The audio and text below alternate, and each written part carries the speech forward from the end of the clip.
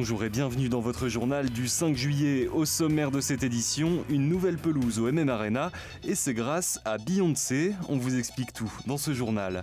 Une balade hors du temps dans cette vieille Chénard et Walker de 1923. Et puis grande nouvelle pour LMTV, nous rejoignons un réseau de 22 chaînes locales. Plus d'infos en fin de journal. La pelouse du MM Arena a été changée. Une petite révolution due à un concert de Beyoncé. Un raccourci certes, mais c'est bien parce que la diva du R&B prépare un concert à Nice que la pelouse du stade s'est retrouvée ici. Le concert de Beyoncé et de Jay-Z, c'est l'une des plus grosses scènes existantes, c'est l'une des plus grosses productions américaines. Donc le temps de mise en place fait qu'à un moment donné, vous immobilisez et vous occultez la pelouse pendant plus de 6 jours. Donc il n'y a pas 36 solutions. La pelouse, au bout de 6 jours, si elle est occultée pendant 6 jours, vous l'achetez. Il était inconcevable de jeter une pelouse qui avait une durée de vie inférieure à 1 an, qui est la 13e pelouse de Ligue 1. Par contre, il était intéressant de savoir ce qu'on allait en faire. Vinci Stadium, propriétaire des 2 stades, devait changer la pelouse du Mans. Datant de la construction du MM Arena en 2010, elle était trop abîmée.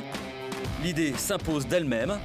D'enlever des rouleaux de gazon à Nice, les mettre dans 24 camions frigorifiques, les faire 1000 km, rouler 24 heures et espérer qu'au bout, ils soient en vie, en bonne santé en arrivant. Et en arrivant, la surprise est qu'il faisait 35 degrés et donc on a encore plus souffert au niveau du stress du gazon, quoi.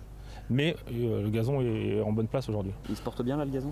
Il est pas mal, il est plutôt en bonne santé, on va le chouchouter encore, on va espérer qu'il pleuve un petit peu au Mans pour une fois, on n'attend pas le soleil, on attend la pluie, mais dans 4 semaines il sera vraiment prêt pour la rentrée et comme on le disait tout à l'heure, il sera conforme au standard UEFA, donc on pourra même avoir un terrain, faire des matchs type champion de la League, donc on n'est pas inquiet sur la qualité du gazon. L'occasion de changer la conception même de cette pelouse qui est aujourd'hui révolutionnaire, 95% naturelle, 5% synthétique. Elle pousse sur un tapis recouvert de fibres synthétiques autour desquelles la pelouse s'enroule. Là, c'est le tapis qui accueille le système hybride. Là, ce sont les fibres synthétiques autour desquelles s'enroulent les brins de pelouse. Et là, on peut la lever et on va essayer de la tirer. Tirer, tirer. C'est vraiment résistant. Elle est très solide. La pelouse est quasi indestructible. Un beau tapis vert pour inaugurer la nouvelle saison du Mans FC. On le dit depuis plusieurs mois, il y a une vraie dynamique qui est en train de se créer autour du club. Et nos relations avec Vinci, avec le Mans Stadium est vraiment en plein développement également. Et tout le monde a bien compris l'intérêt d'accompagner le club. Investissement entre 350 000 et 1 million d'euros.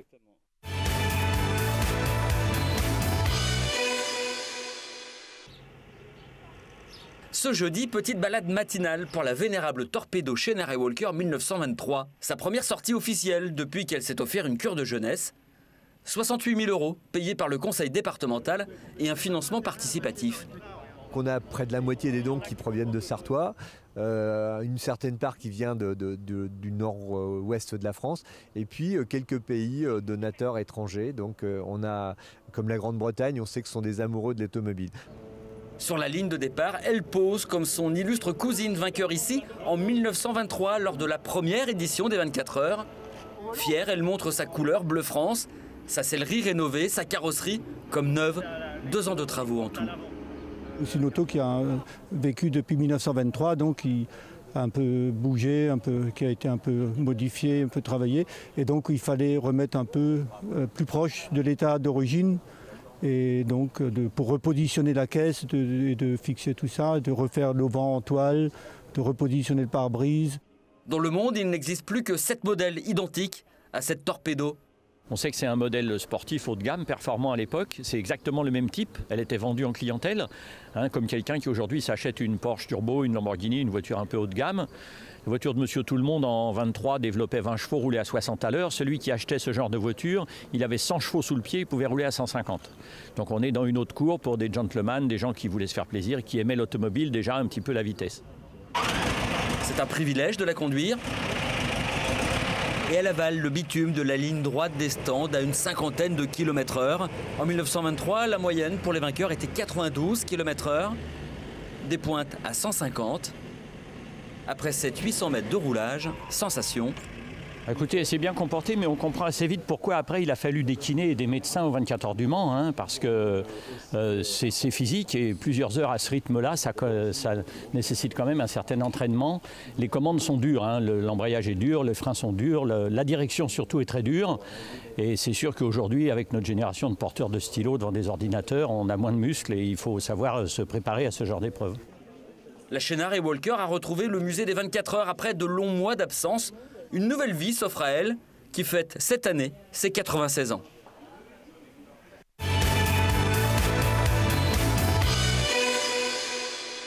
Nous sommes fiers à LMTV de vous annoncer une grande nouvelle. Nous avons officiellement rejoint le réseau VIA qui rassemble 22 télés locales.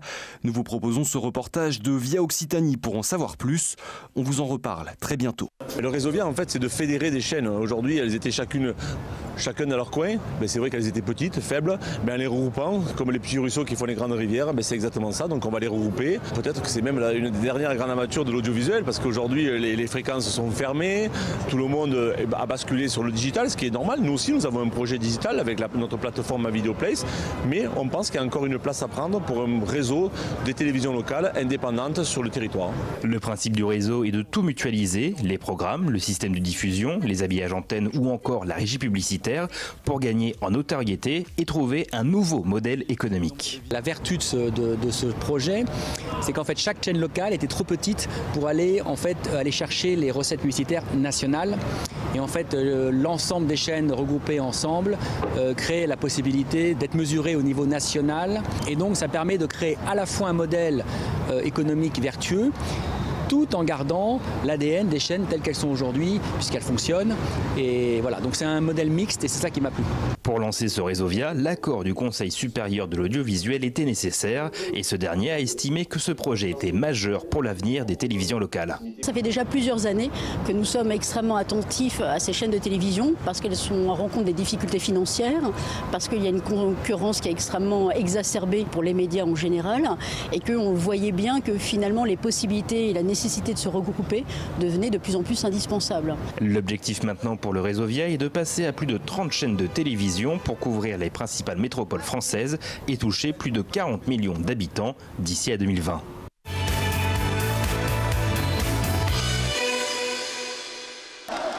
Bonne nouvelle pour le MSB, l'ailier fort DJ Stephens rempile.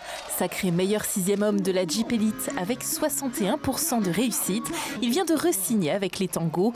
L'incertitude demeure en revanche pour l'intérieur Youssouf Affal. Une clause dans son contrat lui permet de quitter le MSB jusqu'au 8 juillet. Nous saurons donc bientôt s'il reste manceau.